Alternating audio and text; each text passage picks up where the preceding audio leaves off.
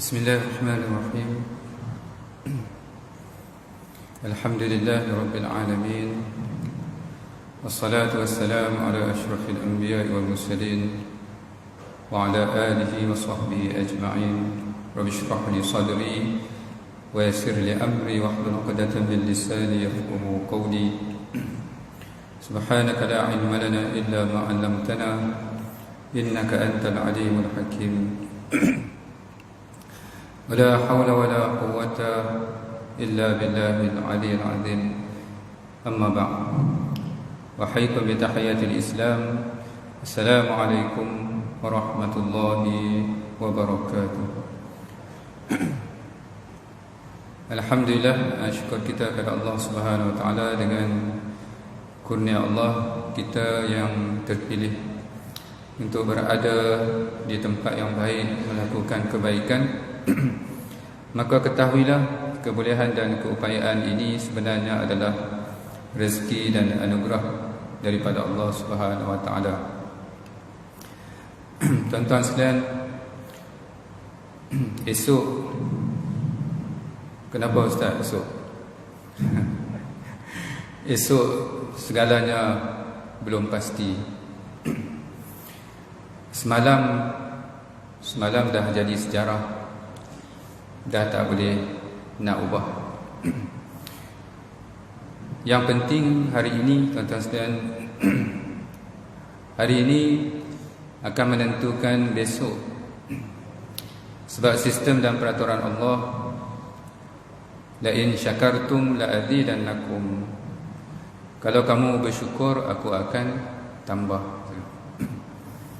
Jadi kalau kita inginkan Allah Ta'ala tambahkan lagi keberkatan segalanya dalam hidup kita, maka pastikan hari ini kita tergolong dalam golongan yang syakir, iaitu yang bersyukur, bukan yang kafir. Kafir ni bukan murtad tapi yang kufur nikmat maksudnya. Tapi sekiranya kita kufur, maka Allah Ta'ala memberi peringatan, wala in kafartum inna adabi lasyadid. Jika sekiranya kamu kufur, maka ketahuilah sesungguhnya azab aku amat pedih. Saya tengok dalam Facebook, dalam dia ambil daripada Kung Fu Panda, kan? Kung Fu Panda tu tok guru yang paling tinggi, Hak Kura-Kura. Nombor 2 Tikuih. Hak Kura-Kura tu dia kata apa kan? Macam mukadimah saya tadi. Dia kata, tomorrow is a mystery. Yesterday is a history. Today is a gift. That's why it is called present. Kita ingat present tense, tapi dia adalah hadiah. Hari ini adalah hadiah, dan hari ini yang menentukan besok. Tuan-tuan dan puan yang dirahmati Allah sekalian, jangan terlalu risau pasal besok. Cuma pastikan kita ini tergolong dalam golongan mereka yang syakir ataupun yang bersyukur. InsyaAllah tajuk saya ingin bawa pada hari ini ialah 4 tips kesejahteraan mental, keluar sikit daripada kebiasaan. Kerana banyak sangat kes yang timbul, tuan-tuan sekalian, yang melibatkan mental ni, sehingga membawa kepada self-harm. Self-harm ni maksudnya memudaratkan diri. Kalau tuan-tuan ikut perkembangan berita baru ni 2-3 hari lepas kan, dia putus dengan kekasih dia laki-laki. Kemudian dia dapat tahu dia kekasih dia ada orang lain. Dia bakar diri dia dengan kereta sekali. Tuan-tuan bayangkan seseorang sanggup mengorbankan diri dia hanya kerana seorang wanita. Kalau kita fikir, tuan-tuan sekalian, macam tak logik kan?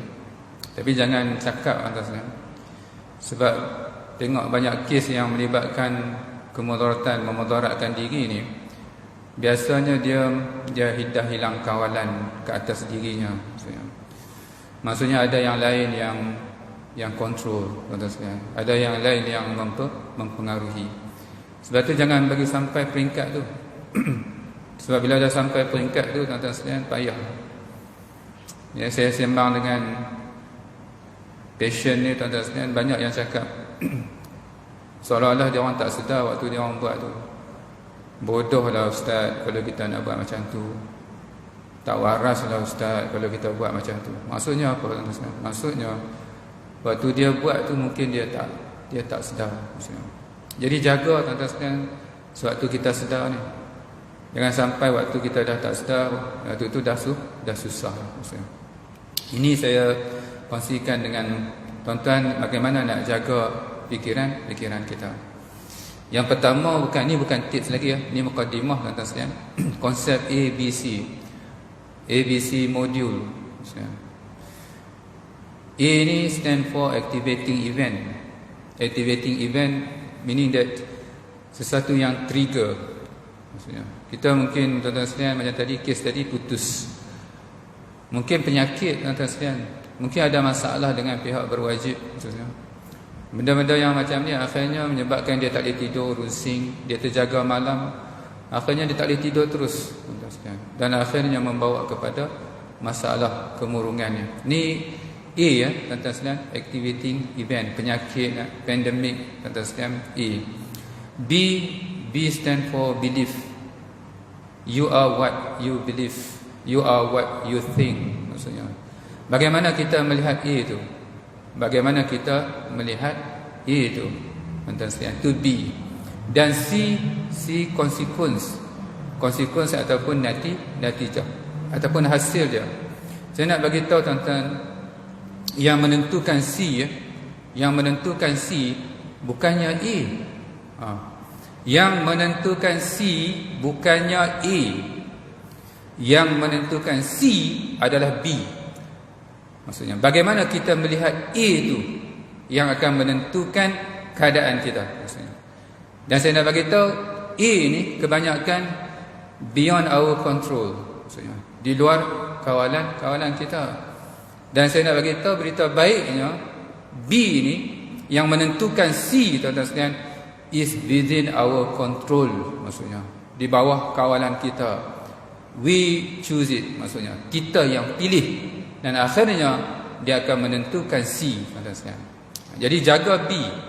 Jaga B tu, tuan-tuan sekalian. Kalau B tu positif, walaupun A negatif, dia akan jadi positif juga. C akan jadi positif.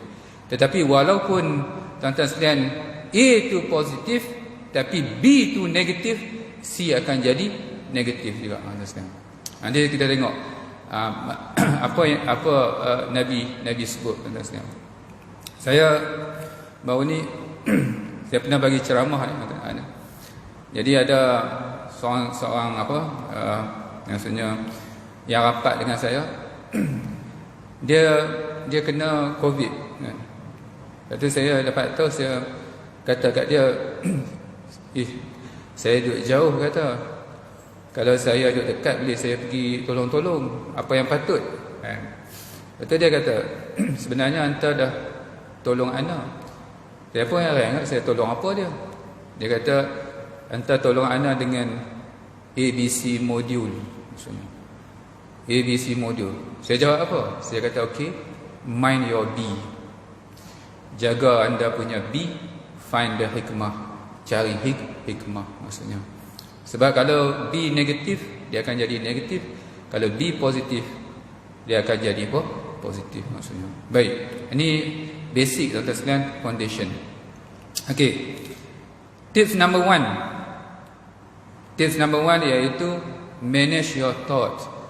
Uruskan fikiran anda. Do not let the house open, not guarded. Thief will come in. Whispers of the syaitan. Tuan-tuan sekalian, kita ada rumah kan. Rumah kita kan jangan biar pintu terbuka, pagar terbuka. Nanti dia akan mengundang pencuri.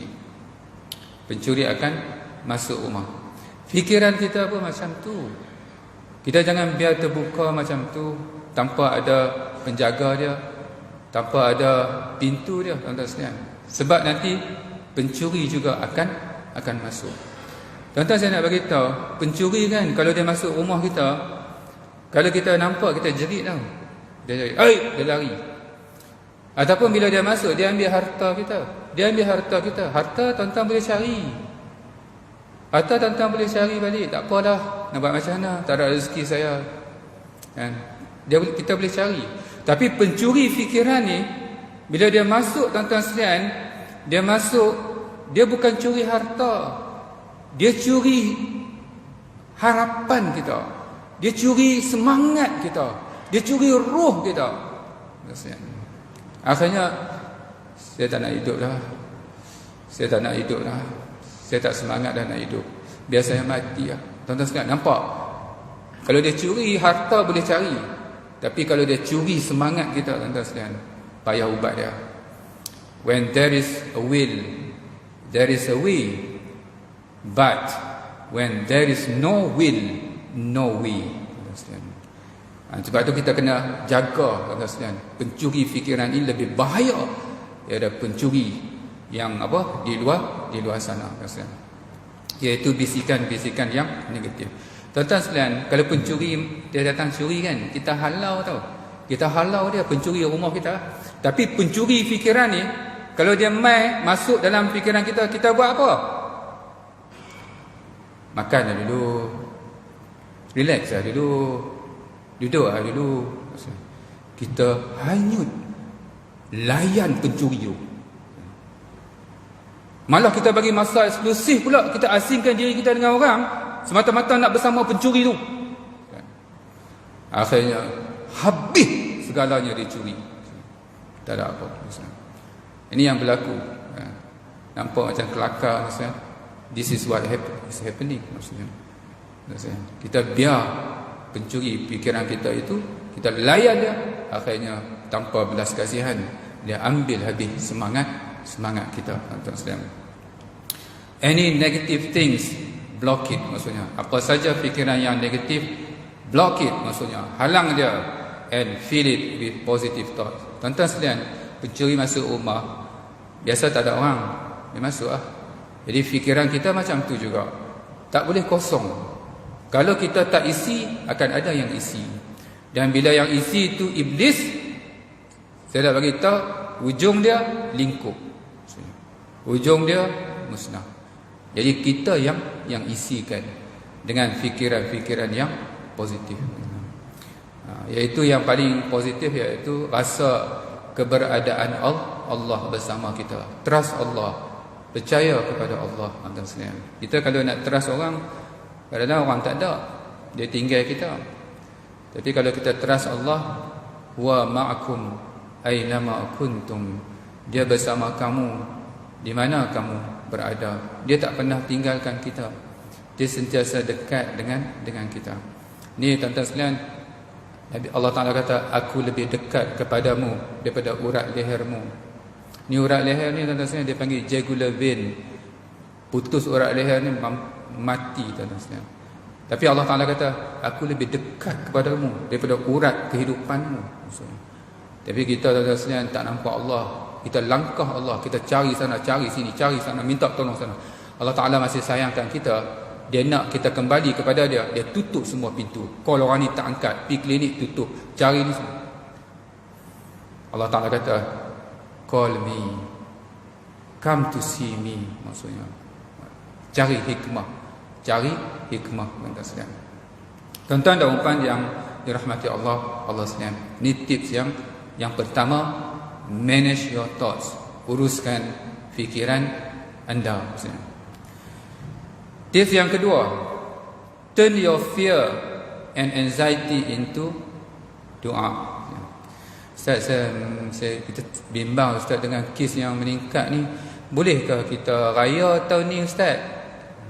Boleh tak? Bagus tuan-tuan bimbang. Tukar kepada doa. Ya Allah, peliharalah kami ya Allah, jagalah kami daripada musibah ni ya Allah. Minta pertolongan daripada Allah. Ustaz, saya risaulah anak saya jauh, Ustaz, dia pergi luar negara, dia duduk asrama. Ya Allah, waktu anakku ada bersamaku, ya Allah, aku jaga dia menjadi ibu yang terbaik, ayah yang terbaik. Tapi di belakangku, ya Allah, aku tak mampu, ya Allah, aku serahkan urusan anakku, pasanganku, suamiku, isteriku kepadamu, ya Allah. Tolonglah jaga, ya Allah. Apa saja kebimbangan, ketakutan kita, tukar kepada doa maksudnya. Fa iza sa'alaka ibadi anni fa inni qarib ujibu da'watad da'i idza da'an. Kalau bila hamba-Ku bertanya kepadaku pasal aku dekat dan aku menjawab semua permintaan maksudnya. Baik. Do not feed your fear. Jangan gemukkan ketakutan dan kebimbangan kita. Maksudnya apa? Jangan layan, kata sekalian. Jangan layan. Bagaimana kita gemukkan ketakutan dan kebimbangan kita? By focus. Remember the rule of focus. Peraturan tentang fokus. Focus makes things grow. Lagi tuan-tuan fokus, lagi besar masalah tu. Sebab itu kalau ada masalah, apa yang harus saya buat, Ustaz? 15% fokus kepada masalah, 85% fokus kepada solution to the problem, penyelesaian kepada masalah. Sebab kalau kita fokus kepada masalah, dia akan jadi besar. Dalam psikologi kita panggil spotlight modes. Spotlight mode dia akan jadi terang, dia akan jadi besar. Ataupun kita panggil exaggeration, membesar-besarkan sesuatu yang kecil. Jaga fokus kita. And ask Allah for protection, dan minta pertolongan Allah, perlindungan Allah. Tuan-tuan sekalian, kita ni, masalah kita ni bila Allah Ta'ala uji kita dengan ketakutan, dengan kebimbangan dan sebagainya, kita suka ambil personal. Ini antara punca kita ada masalah mental ni, sebab we make it personal. Kita ingat macam kita seorang diuji, ya tuan-tuan sekalian. Soal kita tanya apa? Why me? Why me? Tuan-tuan, why ni biasa orang tak puas hati. Why me? Kenapa aku? Bukan kau seorang lah diuji. Semua orang diuji, tuan-tuan sekalian. Semua orang diuji dengan ujian masing-masing, tuan-tuan sekalian. Hidup ini adalah ujian, tuan-tuan sekalian. Kalau kat dunia kan, tuan-tuan, kalau nak uji, masuk dewan ujian, cik duduk, cik. Baik, saya duduk. Ni kertas soalan, ya. Cik ada sejam tau daripada sekarang. Boleh? Ada soalan tak? Tak ada. Tengok soalan. Kita jenis sport, tak baca semua, kan? Tengok tak naik. Sport tak naik. Ustaz, Allah, nak jawab macam mana? Cik, sekejap. Ya, ada apa? Cik, tak dia jawab. Cik, tolong boleh? Tanya dah. Tolong boleh? Dia kata, boleh, saya boleh tolong. Tapi cik pergi keluar, biar saya yang jawab. Kan, nak tolong sangat. Cik, adalah main hujan, nak minta tolong kat orang. Itu dunia, tuan-tuan sekalian. Tapi Allah Ta'ala, bila dia uji kita kan, tuan-tuan sekalian, pertama dia mesti tahu level kita. Dia yang cipta kita, dia yang ketahui hati kita, kekuatan kita, semua dia tahu. Dan bila dia bagi ujian, tuan-tuan sekalian, pastinya dia tahu level kita. Tiba-tiba kita tak boleh jawab. Ya Allah, aku buntu, ya Allah, aku lemah, ya Allah, aku tak mampu, ya Allah, tolonglah, ya Allah.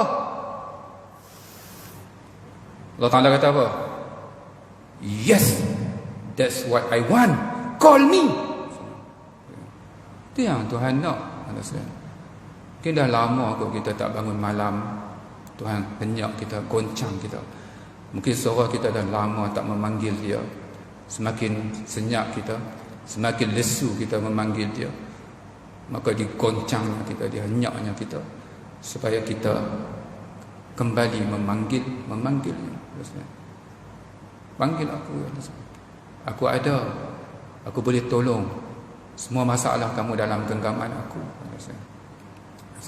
Tuan-tuan dan puan yang dirahmati Allah sekalian, sebab itu kadang-kadang Allah Ta'ala ambil sesuatu daripada kita. Kenapa Allah Ta'ala ambil? This is the rule. Allah takes in order to give. Allah ambil untuk memberi. Dia ambil untuk memberi. Apa yang dia ambil, ya? Dia ambil kesihatan kita, dia ambil anak-anak. Kadang-kadang meninggal baru ni kat Shah Alam 8 orang. Ambil anak, ambil isteri. Baru ni meninggal pula aksiden 4 orang, 3 orang anak. Tuhan ambil. Tapi dia ambil untuk memberi. Dan the best gift yang Allah Ta'ala beri selepas dia ambil adalah kasih sayangnya, dekat dengannya, kembali kepadanya. Itulah pemberian terbaik daripada Allah Subhanahu wa Ta'ala.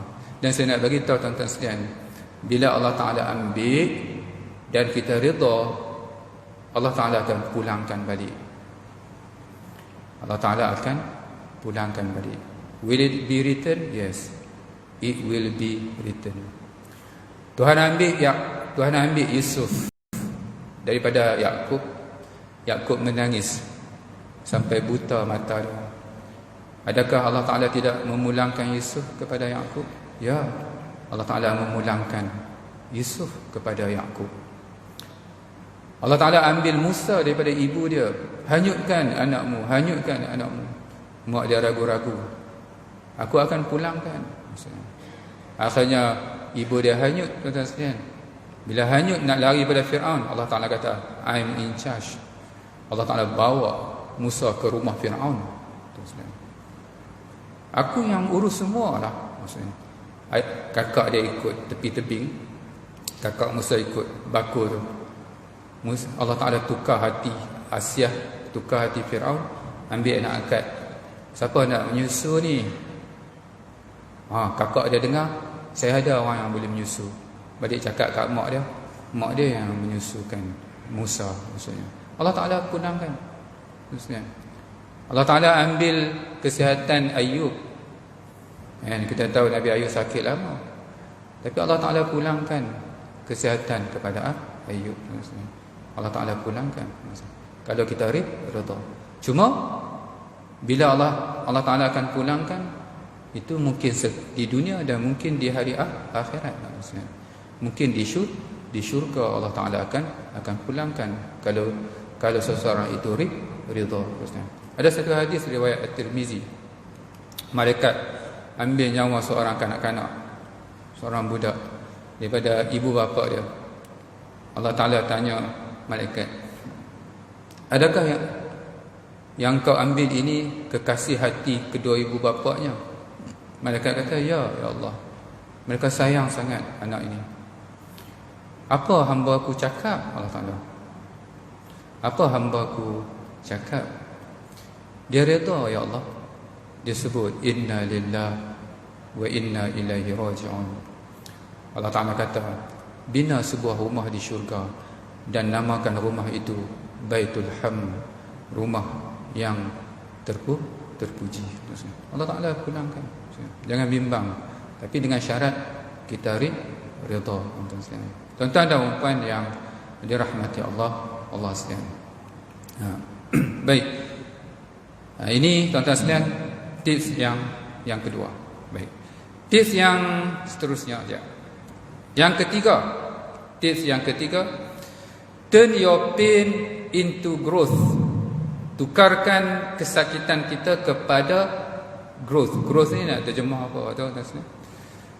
Maksudnya kalau kita sakit, tuan-tuan sekalian, kita ingat, ya, bayangkan nanti insya-Allah kita akan jadi sihat. Kalau kita jatuh, bagaimana kita bangkit? Kalau kita gagal, bagaimana kita berjaya maksudnya. Turn your pain into growth. Bagaimana tuan-tuan sekalian nak tukar pain into growth? Iaitu dengan soalan. Antara dia dengan cara soalan. Sebab soalan akan menyebabkan kita fokus. Jadi kalau tuan-tuan pernah jatuh, tuan-tuan sakit dan sebagainya, gagal, tuan-tuan tanya soalan ni. This is the most positive question. Ingat, the rule of question, all question have answers. Semua soalan ada jawapan. Cuma positif dengan negatif je.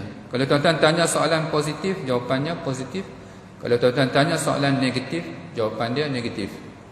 Kalau tuan-tuan nak bangkit balik daripada jatuh, the most positive question ialah how to turn this around. Kalau aku jatuh, bagaimana aku nak bangkit? Kalau aku gagal, bagaimana aku nak berjaya? Tuan-tuan tanya soalan positif, jawapan dia semua positif. Jawapan dia apa, tuan-tuan? Macam mana aku nak bangkit? You must be smart. Learn from the past. Take a lesson. Plan well. Sebab apa jawapan positif? Sebab soalan positif. Orang yang hebat-hebat semua pernah jatuh, tuan-tuan. Macam mana mereka bangkit? Antaranya sebab mereka bertanya soalan yang positif. Soalan yang paling negatif, tuan-tuan jangan tanya. Kalau timpa musibah, berlaku sesuatu yang tidak diingini, tuan-tuan tolong jangan tanya soalan ni. Soalan ni akan menyebabkan kita lagi down, iaitu kenapa jadi kat aku macam ni? Why me? Tuan-tuan tahu ayat lepas tu apa? Kalaulah habis. Annallau babun min abwabis syaitan. Lau itu ataupun if itu pintu daripada pintu syaitan maksudnya. Jadi jangan tanya soalan macam tu, tuan-tuan sekalian. Turn your pain into growth. Take the lesson. Take the lesson. Ambil pengajaran. Make you more compassionate, empathy and feel for others. Kadang-kadang tuan-tuan sekalian, bila Allah Ta'ala kadang-kadang dia nak bagi bukan melalui teori, dia nak kita rasa pernah jatuh, pernah gagal. Sebab nanti bila kita alami perkara ini, kalau kita orang ada masalah nak kongsi dengan kita lebih mudah memahami. Saya tengok orang-orang yang terlibat dengan NGO yang handle mental ni, tuan-tuan sekalian, bila cek balik, kebanyakan mereka dah keluar daripada masalah tu. Mereka mengalami sendiri. Mereka rasa apa yang patient tu rasa. Kita kadang-kadang boleh cakap sabar, tuan-tuan sekalian, tapi kita tak rasa, kita tak duduk tempat tu, kita tak faham, tuan-tuan sekalian, kita tak faham. Sebab tu dalam masalah mental ni, cara nak tolong yang terbaik, tuan-tuan sekalian, cara nak tolong yang terbaik macam mana? Cakap macam ni. Kalau tuan-tuan orang luahkan masalah mental, saya mungkin tak faham, tak tahu apa yang awak rasa, tapi saya sentiasa ada untuk membantu. Itulah pertolongan yang terbaik, tuan-tuan sekalian, yang diberitahu kepada saya oleh orang-orang yang terlibat dengan NGO yang handle kes-kes mental ni maksudnya. Kita jangan kata alah benda macam tu, tuan-tuan tutup terus pintu maksudnya. Sebab kita tak rasa, kita tak tahu, tuan-tuan sekalian. Sebab itu kadang-kadang Allah Ta'ala nak bagi pengalaman kat kita. Dia bagi kita rasa, nanti kalau saya faham, maksudnya saya dah mengalami dah maksudnya. Experience is the best teacher. Pengalaman adalah guru yang terbaik, tuan-tuan sekalian. Tuan-tuan dan puan yang dirahmati Allah sekalian, tuan-tuan tengok hadisnya. Hadis ni, tuan-tuan sekalian, kita memang dengar lah, tapi tuan-tuan sekalian, saya tak puas hati. Saya nak ambil hadis ni. Hadis ni, tuan-tuan sekalian, pegang elok-elok hadis ni. Inilah kunci kepada kebahagiaan, tuan-tuan sekalian. Kunci kepada kebahagiaan. Pegang hadis ni. Hadis riwayat Muslim. Qala Rasulullah sallallahu alaihi wasallam, ajaban li amril mu'min. Peliklah Nabi kata urusan orang yang beriman. Pelik macam mana tu? Inna amrahu kullahu lahu khair. Sesungguhnya urusannya kullahu, semuanya, tak ada pengecualian, lahu khair, baginya kebaikan. Tuan-tuan sekalian, mesti ada yang tak baik, mesti ada yang tak ni. Tak, Nabi kata pelik. Orang beriman ni pelik, semua baik. Laisa zalika li ahadin illa lil mu'min. Tidak akan dapat keistimewaan ini melainkan orang yang beriman saja. Bagaimana? In asabathu sarra, jika yang menimpanya itu kegembiraan, syakara, dia bersyukur. Tuan-tuan sekalian, saya nak bagi tahu, kalau tuan-tuan dapat sesuatu yang tuan-tuan suka, durian runtuh, rezeki terpijak ataupun apa-apa bergolek melayang, saya nak bagi tahu, belum pasti jadi nikmat. Silap-silap jadi punca musibah. Jangan main-main atas ya. Jangan main-main. Ada kes ni seorang atas ni. Ayah dia meninggal, tinggal duit juta-juta tuan-tuan sekalian.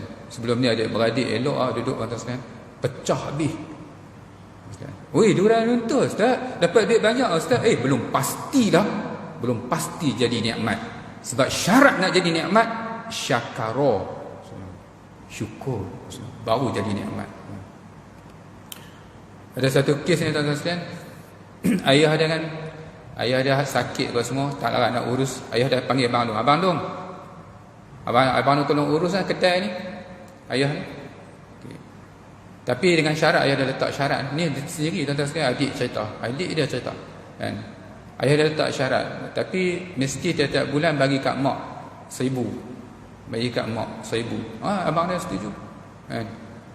Mak dia meninggal tuan-tuan sekalian. Mak ke mana, apa kedai ke mana, tuan-tuan sekalian, tak bagi sama. Mak dia pergi ambil bawang, tak ada bawang, kena bayar. Macam mana ni adik-beradik nak baca ni abang Long. Sebab itu tuan-tuan sekalian, belum pasti lagi. Kau dapat nikmat belum pasti jadi nikmat. Syarat dia syakara, syukur baru jadi nikmat. Tidak tuan-tuan musibah. Amin. Fakanat khairan lahu, maka baik baginya. Wa in asabathu dharra, jika yang menimpanya itu kemudaratan, yang memudaratkan, sabara, dia sabar. Fakanat khairan lahu, maka baik baginya. Tuan-tuan, dalam hidup kita ada dua benda ya saya nak bagi tahu. Yang pertama nikmat, yang satu musibah. Tuan-tuan sekalian, kalau nikmat syukur, kalau musibah sabar, dan kedua-duanya baik bagi orang yang beriman. Baik bagi orang yang beriman. Tuan-tuan dan puan yang dirahmati Allah sekalian. Ini kadang-kadang kita terlintas di fikiran kita. Terlintas di fikiran kita macam ni ya. Awaklah kat dunia ni, orang baik kan selalu dapat benda yang tak elok, selalu dapat sedih apa semua. Tak sepatutnya orang baik jadi macam tu. Yang jahat dapat banyak nikmat apa semua. Kita selalu cakap macam tu tuan-tuan. Sebenarnya tak betul. Tak betul apa yang kita cakap tu. Yang sebetulnya macam ni. Yang sebetulnya kalau betul Allah Ta'ala itu adil, kalau betul Allah Ta'ala itu adil, sepatutnya apa? All good things happen to good people and all bad things happen to bad people. Tu baru adil maksudnya. Jadi macam tu tak kat dunia ni? Tak ustaz. Tak, memang macam tu. Kat dunia memang macam tu tuan-tuan sekalian. All good things happen to good people, all bad things happen to bad people. Macam mana ustaz nak saya tak faham ustaz. Macam ni tuan-tuan. Sekarang kita kena takrif apa maksud baik. Apa maksud baik? Baik ni tuan-tuan sekalian, ikut takrif kita. Yang kenal dengan nafsu kita baik lah. Yang tak kenal dengan nafsu kita tak baik lah. Itu bukan baik dalam Islam. Tuan-tuan jangan main-main. Yang kenal dengan nafsu kita belum pasti baik, tuan-tuan sekalian. Kan ada seorang anak ni tuan-tuan sekalian, dia suka main pintu. Main pintu ni jenis tutup sendiri tuan-tuan sekalian. Dia suka main sangat main pintu tu. Lalu mak dia tarik dia. Dia teriak marah kat mak dia tuan-tuan sekalian. Kan? Sedangkan itu kesukaan dia, sepatutnya bagi dia main lah, tapi sangkut kat pintu tu. Mak dia tak bagi. Sebab mak dia tak bagi? Sebab bahaya tuan-tuan sekalian. Tuan-tuan dan puan yang Allah Ta'ala macam tu juga tuan-tuan sekalian. Jadi apa yang baik tuan-tuan sekalian, takrif baik dalam Islam apa? Apa saja yang membawa kita kepada Allah baik. Apa saja yang membawa kita jauh daripada Allah tak baik. Kita kan tiba-tiba sakit membawa kita dekat dengan Allah. Sakit tu baik tak? Baik ya? Kan kita dapat harta yang banyak, tiba-tiba cuai dan lalai dengan Allah. Baik tak? Tak baik. Sebab itu betul lah, all good things happen to good people and all bad things happen to bad people. Sebab takrif baik bukan kenal dengan keinginan kita. Takrif baik iaitu sesuatu yang membawa kita kepada Allah. Baik. Walaupun sakit, walaupun tak kenal dengan nafsu kita tuan-tuan sekalian, tapi dia bawa kita dekat dengan Allah, itu baik. Tapi walaupun durian runtuh, walaupun nikmat, tapi melalaikan kita dengan Allah, itu namanya tak baik. Tuan-tuan dan puan yang dirahmati Allah Allah sekalian. Baik. Tips yang ketiga. Ni sambungan atas ya. Ni ambil ni kata-kata ni, kita fitrah kita ni suka kata-kata yang indah atasnya. The past is your reference and not your residence. The past is your reference and not your resident. Apa maksud dia? Kan banyak kes-kes atas sekalian, dia buat salah atas sekalian, ambil tindakan memudaratkan. Lepas tu, macam mana Ustaz? Saya buat benda ni Ustaz. Tuhan memaafkan, mengampunkan saya dah Ustaz. Tuhan Maha Pengampun. Tengok ke hadapan, jangan duk fikir dah pasal masalah tu. Tuan-tuan tak? Lepas lagi kan, sehari dua main lagi. Tuhan, Ustaz, saya dah buat benda ni. Tuhan ampunkan saya. Tuhan Maha Pengampun. Tuan-tuan sekalian, dia tak boleh keluar, dia tak boleh tinggalkan masa silam dia. Masa silam dia, trap dia, tuan-tuan sekalian. Don't be consumed with your past. Jangan kita ditelan oleh masa silam kita. Move forward, gerak ke hadapan, seperti a building with two doors. Tuan-tuan tahu, tuan-tuan pergi pasar raya kan, tuan bayangkan pasar raya kadang-kadang kita pergi dekat depan pintu kan, pintu yang mula-mula tu dia buka, dia buka, kita masuk kan, kita tak boleh gerak ke depan. Ada satu lagi pintu, lagi pintu belakang tak tutup, pintu depan tak buka. Bila pintu belakang tutup, baru pintu depan buka. Mungkin dia tak bagi aircon keluar kot, saya rasa dah. Tapi saya nak bagi tahu, that is life. You cannot move forward unless you close your back door. Tutup pintu belakang kita. The windscreen. The windscreen ni apa, tuan-tuan sekalian? Cermin kereta. Tuan-tuan tengok cermin kereta depan besar kan? Cermin tengok belakang kecil. Pasal apa cermin tengok belakang kecil? Tengok bila perlu je belakang. Jangan siapa-siapa pandai modify kereta dia, pergi tukar cermin belakang jadi besar. Cermin tengok belakang jadi besar. Pasal apa ni cermin tengok belakang besar? Saja Ustaz, saya suka pandang belakang. Jangan pandang belakang. Tengok depan. Pandang ke hadapan. Fill your life with syukur and sabar. Penuhkan diri kita dengan syukur dan sabar. Kalau kita syukur, Allah Ta'ala akan tambah. Dan kalau kita sabar, kita akan menikmati kasih sayang Allah. Ini tips yang ketiga. Dan tips yang terakhir sebelum kita berhenti salat Isya ialah have shield of protection. Atas dan bagi ada protection, perlindungan. Kebiasaannya apa perlindungan untuk orang yang beriman ialah doa. Doa is the fortress of a Muslim. Doa adalah kubu seorang Muslim. Ini antara perlindungan yang ampuh tuan-tuan sekalian daripada masalah mental. Yang pertama iaitu solat. Yang pertama solat. Jaga solat. Kalau kita dah ambil ringan solat, itu petanda tak baik. Kalau tuan-tuan tengok kan, suami, anak-anak mula mengambil ringan pasal solat, jaga-jaga, itu petanda tidak baik. Solat adalah oksigen kepada ruh. Jangan ambil ringan solat. Ini yang pertama. Tuan-tuan sekalian, tuan-tuan nak bayangkan betapa pentingnya salat ni. Nak bayangkan ni Isra Mi'raj tuan-tuan sekalian. Mula-mula Nabi terima berapa waktu? 50 waktu. 50 waktu tuan-tuan sekalian. Tuan-tuan bayangkan 50 waktu. Tuan-tuan dah buat kerja lain tak? Nak buat apa sikit-sikit, nak solat sikit. Ni 5 waktu pun banyak lah. Kan? Kalau 50 waktu tak ada kerja lain lah. Hidup kamu untuk solat lah. Tapi Allah Ta'ala Maha mengetahui kita tak mampu, tuan-tuan sekalian. Allah Ta'ala tinggalkan 5, tapi kualiti dia sama dengan 50. Nak bagi tahu tuan-tuan sekalian, tujuan utama kita solat. Hidup kita untuk solat, tuan-tuan sekalian. Tapi kita ambil ingat, itu punca masalah. Ni protection yang pertama adalah solat. Protection yang kedua iaitu doa ataupun zikir-zikir. Kita ada zikir pagi, kita ada zikir petang. And the best zikir, of course the best zikir after the zikri fa'lam annahu la ilaha illallah. Itu zikir yang terbaik. Yang kedua tuan-tuan sekalian, selawat.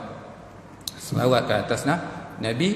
Yang ketiga istighfar, astaghfirullahalazim.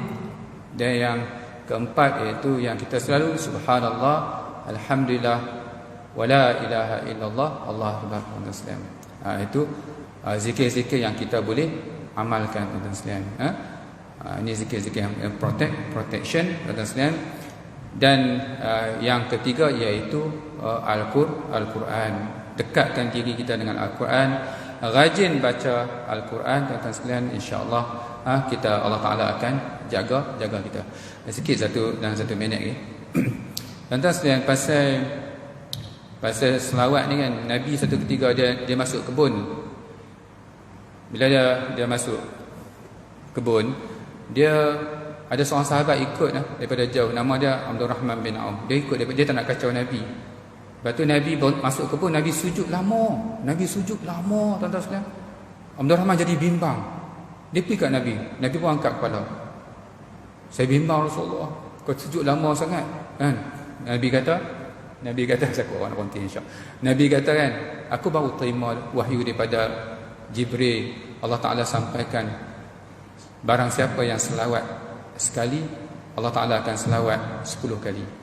Aku sujud lama sebagai tanda syukur bagi pihak umatku.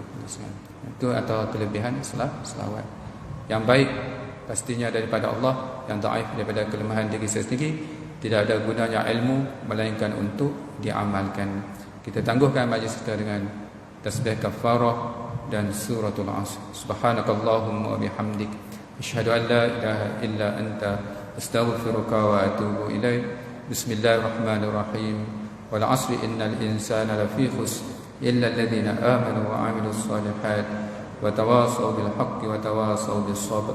Assalamu alaikum warahmatullahi wabarakatuh.